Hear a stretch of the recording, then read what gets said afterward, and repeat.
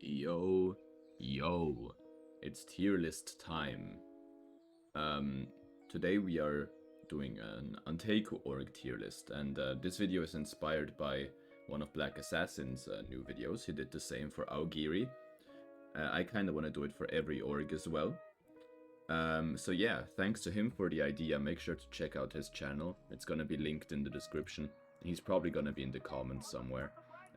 So yeah, if you haven't already subbed to him, go sub to him as well. He makes good videos too, in English as well. Like some he makes in English, so yeah. We have all ANTEIKU characters here, every single one. I think I didn't miss one. Well, I hope at least that I didn't, except of course, well, the non-SSR ones, but we don't care about them. Now, we have 5 tiers here. Don't really want to make more tiers. It isn't really needed for this little amount of characters. But basically, we're gonna name the tiers now. So, for the first tier, we're gonna say meta defining. So, like, the team is usually built around these units. Then we're gonna just do meta. Good. Okay. And bad. We're gonna keep it simple. And we'll start with Green Toka. So the thing is, this is a bit of a complicated one, right? Because she is required in most teams because of her charm, but the teams aren't built around her. She just kinda has to be in the team. Does ANTEIKU work without her? Yeah, sorta. It's just not really the same.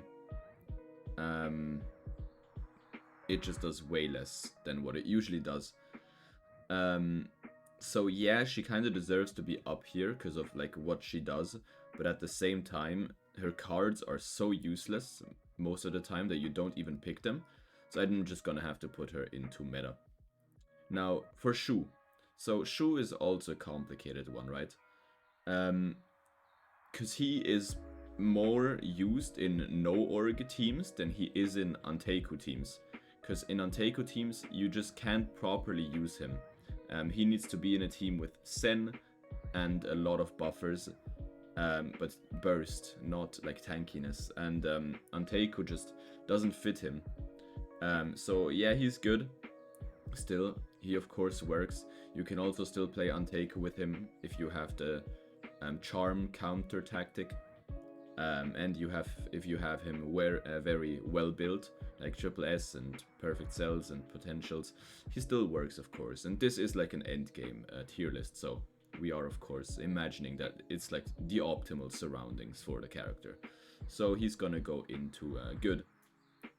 Now Teenage Hinami. So usually she'd be in good because of OG ANTEIKU and the Wit Owl and ANTEIKU, but now with her cell, there's many teams that actually play her. And it's like really OP and it takes like no damage. So it's gonna go into meta now because of the cell. I sadly wasn't able to get it, so I haven't been able to test it for myself, which is a bit annoying. But yeah, for me she goes into here. Christmas Hinami. I mean, yeah, nah. There's no team nowadays that can utilize her. She just does 0 damage. Way too low CP, just very trash. Pretty sure they nerfed her too in the past.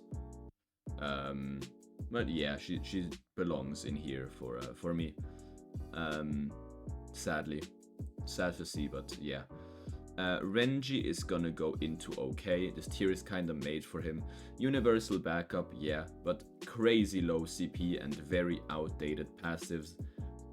There's multiple universal backups in the game by now. They are all better than him, and even for ANTEIKU, the better budget backup character is gonna be Riyoko anyways. So for me, he belongs into okay, despite having an LR cell that's pretty decent, I guess. Green Owl. So Green Owl is also a complicated one. Since we are like looking mainly at end game stuff and like everything, including like different PvP game modes, we have to consider AI versus AI PvP. Like Pinnacle Showdown and Encounter and Stronghold. And there he's still pretty good. In OG ANTEIKU, that's the only team that works for him, except some special Wit Owl teams that also sorta do work for him too. But in my opinion, just not as well. So he's gonna go into good. Tanabata Hinami is gonna go into good as well. Not meta anymore, has been replaced by multiple units actually.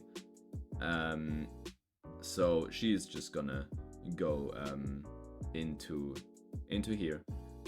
Now I do exclusively have ANTEIKU characters here. I don't have like universal backups like Arima and stuff. If I had Arima, he'd go into meta for sure.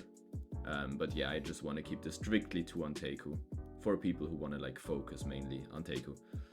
But yeah, Nishiki. So this is a sad one, but he's gonna go into good. If this man had disrupt immunity, he would be 100 times the beast that he is right now. Everyone runs disrupt cells and it completely kills him. His entire damage disappears and all he does is damage.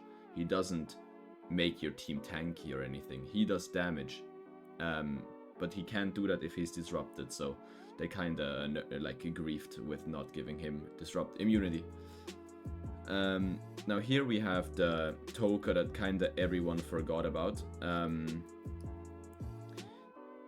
I mean, yeah, she has good assist passives, but for me she's gonna go into okay just because of her fight ability. Yeah, sorry for the cut, but yeah, she belongs into here. If we like take everything into account, like yeah, she has good assist passives, she can be used as an assist, still kinda nobody uses her. And her attacks like on the team are completely useless, so she's gonna go into okay. Now new Red Toka is gonna go into meta defining. You build teams around her shielding power now, and it's completely disgusting. She elevated ANTEIKU so much right now. Not quite to the same level as Aogiri. Not even close, because I mean, it's hard to get there, but it definitely made it more playable and better, and it's way closer than it was before, and CCG is like giga like fucked now, but yeah, she definitely belongs up there. Easter Toka, yeah, straight into bad, complete dogshit character. No one ever used her except like M. If you guys are in the Discord, I mean, you know who I'm talking about. But complete ass unit. I think it was M, might be wrong. But yeah, trash. Red Toka and Rize are gonna go into bad as well. They just don't do anything in the late game, like at all. So this is where they belong. Masked Renji, we can put him like here. There used to be a secondary ANTEIKU that used him, especially if you had his cell, it would work. But now we have so many ANTEIKU units that like in no worlds do you ever like touch him. But that being said, I mean he still does some stuff. He tanks pretty well, and his LR cell makes him a bit more viable. But yeah, definitely not higher than this tier. Kaya is gonna go here as well. Wit Owl. So Wit Owl is always gonna be meta defining for ANTEIKU, because if you play Wit Owl, you build the entire team around him. Like you have to, right? He's your solo carry in those teams. So you have to build around him. You have to make him one-shot the enemy. You have to make him survive. You just power him up. You just funnel him basically to become a beast. So he kind of has to go into meta defining, even if he's like pretty outdated now. Not outdated, but like since Noro release and other new releases, he has definitely lost a big fraction of his power that he had before, because he was a complete fucking joke before, way too broken. But he still definitely belongs up there. Now Riyoko, I'm gonna put into good actually. Not on the same level as Renji, higher than Renji. She completely shuts down Yamori, even if Yamori isn't meta anymore. She's still just a very good backup for boss fights and stuff. She is an insanely good backup because she buffs your attack like crazy. which is very nice. Now against teams with triggers, like every Noro team, she's pretty useless, because if Noro kills someone, they live with like 1 HP because of her, the trigger's gonna kill them anyways. So that's a bit annoying. But yeah, belongs there for me. The bunny, yeah, useless, same for her, and same for the devil ape. Now this Kaneki, since we are looking at everything, like everything, he can go here. Because he can be used for Centipede, Formidable. Um, he's very useful there. It's just like, that's his only use, and even now, like, Centipede is pretty easy, thanks to the new units. Like Noro can probably just 1v1 him and win. Um, but yeah, he's better than the guys down here, that's for sure.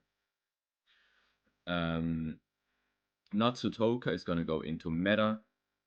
Great universal backup, but also like the damage dealer in my current ANTEIKU, and in my opinion the best ANTEIKU in the game currently, or second best if you have the Tinami cell and can play the Wit Owl Red Toka one.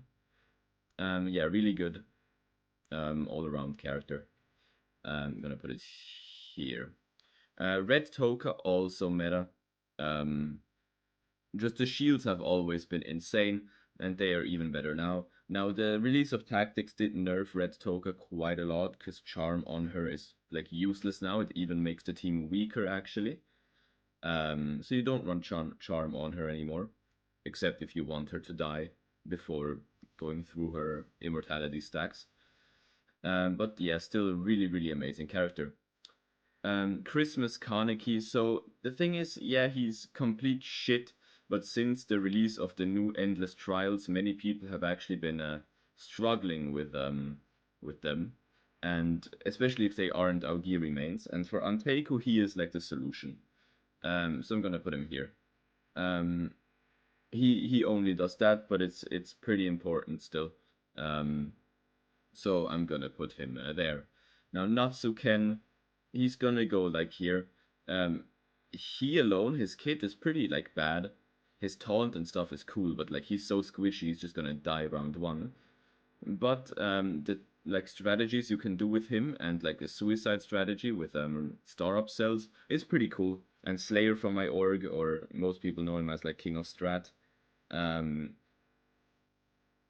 yeah, he had a really scary setup with it, and he was like the main guy who discovered this and was like abusing it in PvP. Um, so yeah, that's how I would rank the current ANTEIKU meta. Um, you guys agree? Do you not agree? Make sure to join the Discord. You can like talk about it there, or in the comments, of course. And yeah, again, thanks to Black for letting me make like this video, stealing the idea from him basically. Make sure to check out his channel, and I'll see you guys in the next one.